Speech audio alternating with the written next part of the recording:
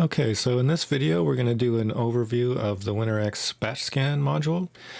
The concept behind it is you print out your prescriptions.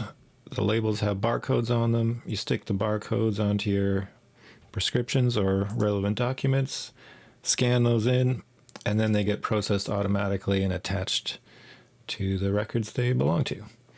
So we're going to go through a demonstration of how that all works and the different types of barcodes. So first of all, the WinRxBatchScan program, it runs in the background in the system tray of your server computer, and it checks this folder here. You assign a folder for incoming scans. It checks that folder every minute. If there's a new scan in there, then it will just start processing it automatically. So we'll just minimize this back and let it run in the background. So from the WinRx side of it, you'll be using the program WinAudit.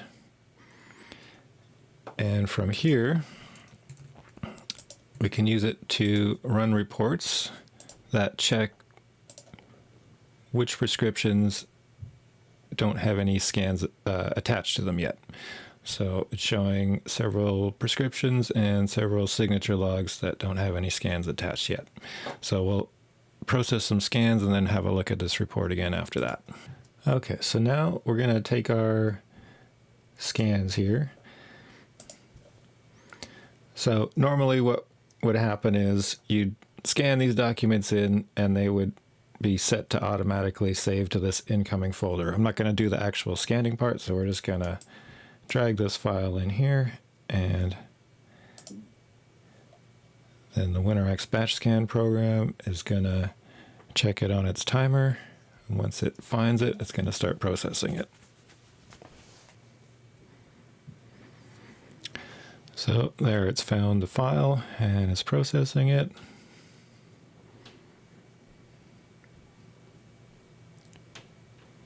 And now that's all set. So we'll just put this back in the background. Normally all this stuff would just be going on in the background, but we're just showing how the whole process works. So those are all processed. So now if we go back into WinAudit, we can have a look at that. So we see here there is one file to review.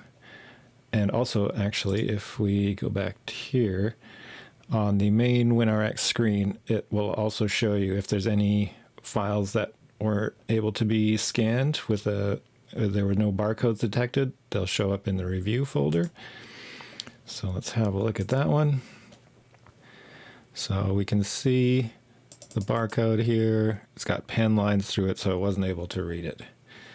So if there's no barcodes detected on a page, it'll show up in the review.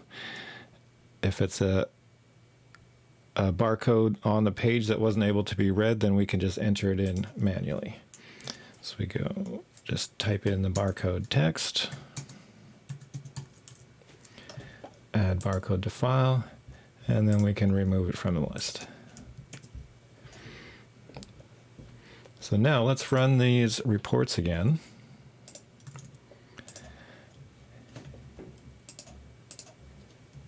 And now everything's gone except for this one record remaining.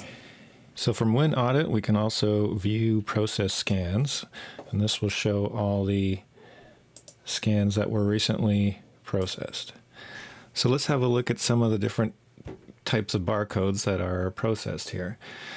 So this one is a fake prescription, basically. We're just going to pretend it's got 3 different prescriptions on it. So we've got the 3 different barcode labels attached to it. And then on this page, we have some signature logs. So we've got 3 here that are new fills. So basically, these get generated on every refill. So on a new fill, you're going to get the signature log and the prescription barcode labels, and then on subsequent fills you will just get the refill label. So we'll show you where how these show up in the program in a minute. So this one here is a logged prescription, so this generates a different barcode because there's no transaction yet. And then this one is a narcotic label, and then this one is part of a multi-page label, and I'll get back to that in a sec. And then the other format for printing the signature logs is the new refill report, and we'll touch on that more in a bit as well.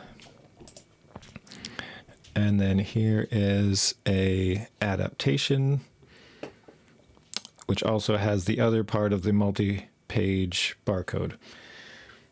So let's close this and have a look at how these show up in WinRx.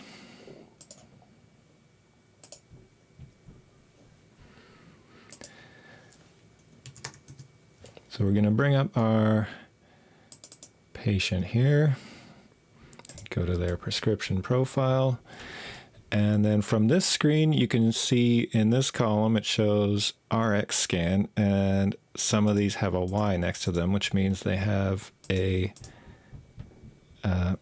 scan attached to them. So if we click on view scan here, it'll show the scan.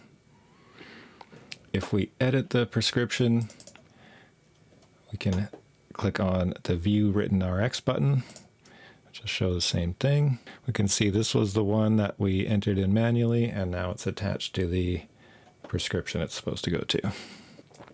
And then if we go into transaction history, we can look at the transactions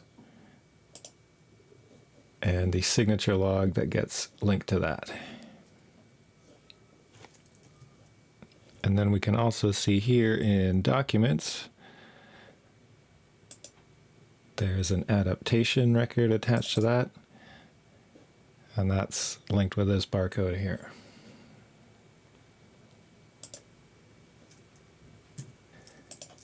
If we go back into the profile here, we can look at the methadone prescription in the transaction history.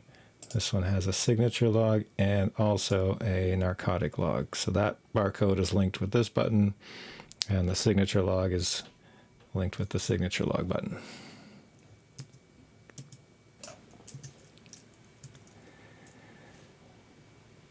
Now, if we look at this prescription, which was the logged prescription, we'll see there's no transactions. But if we go to documents, we can see the hold barcode,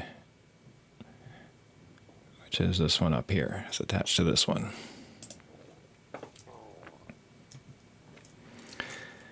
Now if we go to the other patient here, look at their transaction history. This is linked with this one, and this one got scanned upside down. So what we want to do from here is rotate it, and that will save it right side up. You can also print extra barcodes if you need to attach supplemental documents.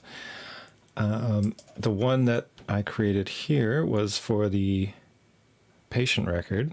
So you go to the print barcode button here, and then there's also a print barcode button on the prescription. So depending on what you want to link it to, if you want to link it to the patient record or the prescription record.